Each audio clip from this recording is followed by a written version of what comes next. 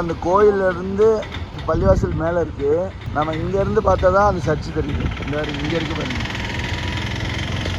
மூணுமே ஒன்றா தான் இருக்குது. அங்கே சர்ச், இங்கே சர்ச் இருக்குது, இங்கே கோயில் இருக்குது, இதுக்கு மேலே இந்த இடத்துல பள்ளிவாசல் இருக்குது.